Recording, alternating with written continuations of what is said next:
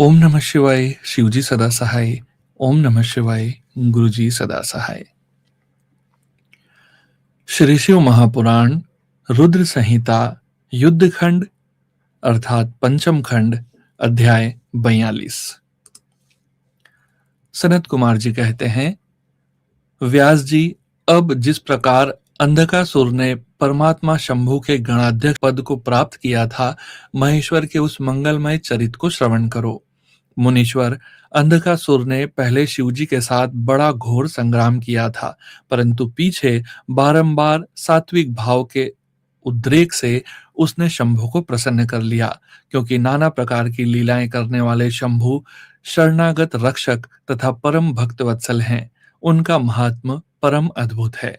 व्यास जी ने पूछा, ऐश्वर्यशाली मुनिवर, वह अंधक कौन था और भूतल पर किस वीर्यवान के कुल में उत्पन्न हुआ था? दैत्यों में प्रधान तथा महामनस्वी उस बलवान अंधक का स्वरूप कैसा था और वह किसका पुत्र था? उसने परम तेजस्वी शंभु की गणाध्यक्षता को कैसे प्राप्त किया? यदि अंधक गणेश्वर हो गया तब तो वह परम धन्यवाद का पात्र है। सनत कुमार जी ने कहा, मुने, पूर्व काल की बात है। एक समय भक्तों पर कृपा करने वाले तथा देवताओं के चक्रवर्ती सम्राट भगवान शंकर को विहार करने की इच्छा हुई। तब वे पार्वती और गणों को साथ ले अपने निवास भूत कैलाश पर्वत से चलकर काशीपुरी में आए। वहां उन्होंने उस पुरी को अपनी राजधानी बनाया और भैरव नामक वीर को उसका रक्षक नियुक्त किया। फिर पार्वती जी के साथ रहते हुए वे भक्त जनों को सुख देने वाली अनेक प्रकार की लीलाएं करने लगे।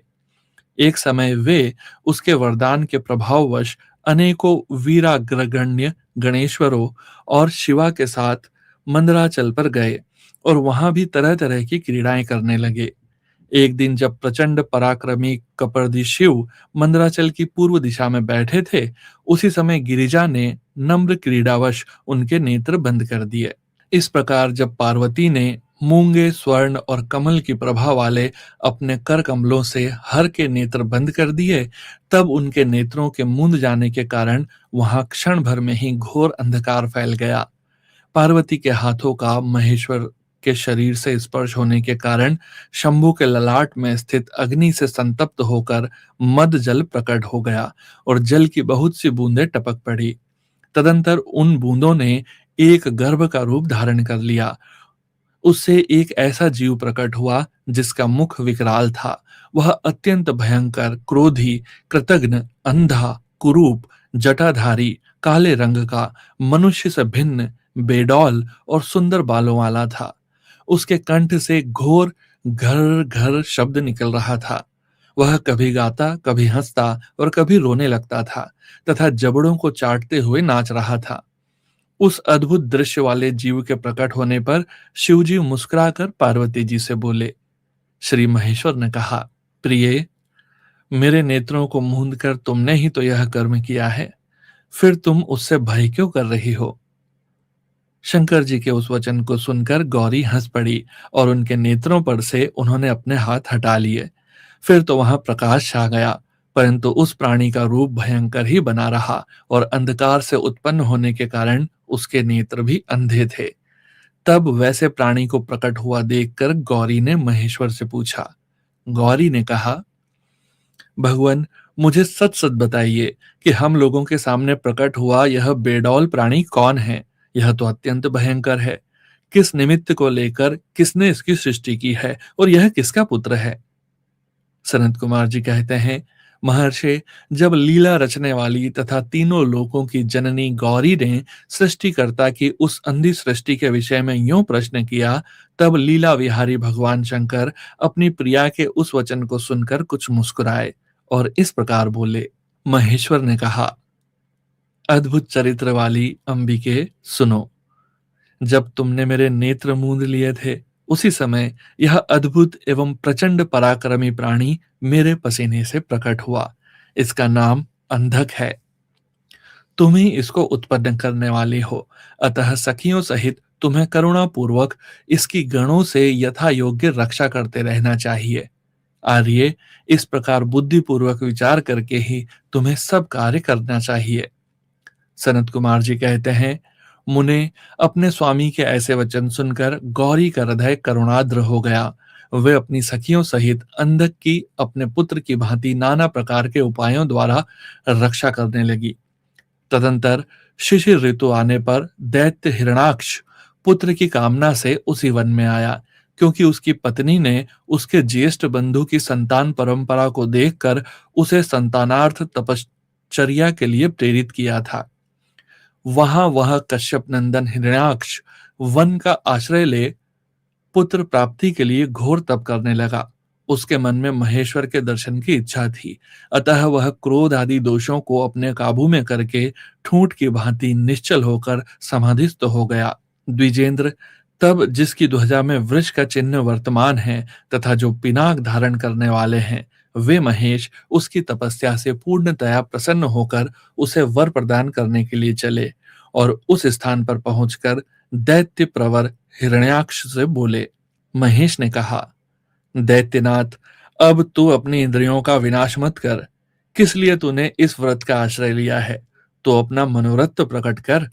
मैं वरदाता शंकर हूं, अतः तेरी जो अभिलाषा होगी वह सब मैं तुझे प्रदान करूंगा। सनत कुमार जी कहते हैं, महर्षि महेश्वर के उस सरस वचन को सुनकर दैत्यराज हिरण्याक्ष परम प्रसन्न हुआ। उसने गिरीश के चरणों में नमस्कार करके अनेक प्रकार से उनकी स्तुति की। फिर वह अंजलि बांधे सिर झुकाकर कहने लगा। हिरण्याक्ष ने कहा, चंद्रभाल, मेरे उत्तम पराक्रम संपन्न तथा दैत्य कुल के अनुरूप कोई पुत्र नहीं है, इसलिए मैंने इस व्रत का अनुष्ठान किया है। देवेश, मुझे परम बलशाली पुत्र दीजिए। सनत कुमार जी कहते हैं, मुने दैत्यराज के उस वचन को सुनकर कृपालु शंकर प्रसन्न हो गए और उससे बोले, दैत्याधीप, तेरे भाग्य में तेरे वीर से उत्पन्न होने वाला पुत्र तो नहीं लिखा है, किंतु मैं तुझे एक पुत्र देता हूं। मेरा एक पुत्र है जिसका नाम अंधक है। वह तेरे ही समान पराक्रमी और अजेय है। तू संपूर्ण दुखों को त्याग कर उसी को पुत्र रूप से वरण कर ले और इस प्रकार पुत्र प्राप्त कर ले। सनत कुमार जी कहते हैं, महर्षि उससे यूं कहकर गौरी के साथ विराजमान उन महात्मा भूतनाथ त्रिपुरारी शंकर ने प्रसन्न होकर हिरण्याक्ष को वह पुत्र दे दिया। इस प्रकार शिवजी से पुत्र प्राप्त करके वह महामनस्वी दैत्य परम प्रसन्न हुआ। उसने अनेकों स्तोत्रों द्वारा रुद्र की पूजा करके प्रदक्षिणा की और फिर वह अपने राज्य को चला गया। गिरीश से पुत्र प्राप्त कर लेने के बाद वह प्रचंड पराक्रमी दैत्य संपूर्ण देवताओं को जीतकर इस पृथ्वी को अपने देश रसातल में उठा ले गया। तब देवताओं, मुनियों और सिद्धों ने अनंत पराक्रमी विष्णु की आराधना की। फिर तो भगवान विष्णु सर्वात्मक यज्ञमय विकराल वाराह शरीर धारण कर तुतुन के अनेकों प्रहारों से पृथ्वी को विदीर्ण करके पाताल लोक में जा घुसे। वहां उन्होंने कभी न टूटने वाले अपनी अगली दाढ़ों से तथा थुतुन से सैकड़ों दैत्यों का कचुमर निकालकर अपने वज्र सदृश कठोर पाद प्रहारों से निशाचरों की सेना को मथ डाला। तत्पश्चात अद्भुत एवं प्रचंड तेजस्वी विष्णु ने करोड़ों सूर्यों के समान प्रकाशमान सुदर्शन चक्र से हिरण्याक्ष के प्रज्वलित सिर को काट लिया और दुष्ट दैत्यों को जलाकर भस्म कर दिया। यह देखकर देवराज इंद्र को बड़ी प्रसन्नता हुई। उन्होंने उस असुर राज्य पर अंधक को अभिषिक्त कर दिया। फिर महात्मा इंद्र विष्णु को अपनी दाढ़ों द्वारा पाताल लोक से पृथ्वी को लाते हुए देखकर परम प्रसन्न हुए और अपने स्थान पर आकर पूर्ववत स्वर्ग की भूतल की रक्षा करने लगे। इधर वाराह रूप धारण करके उत्तम कार्य करने वाले उग्र रूपधारी श्री हरि प्रसन्नचित्त हुए समस्त देवों, मुनियों और पद्म योनि ब्रह्मा द्वारा प्रशंसित होकर अपने लोक को चले गए। इस प्रकार वाराह रूपधारी विष्णु द्वारा असुर राज हिरण्याक्ष के मारे जाने पर समस्त देव, मुनि तथा अन्य सभी जीव सुखी हो गए। श्री शिव महापुराण रुद्र संहिता युद्ध खंड अध्याय 42 संपूर्ण। ओम नमः शिवाय। शिवजी सदा सहाय। ओम नमः शिवाय। गुरुजी सदा सहाय।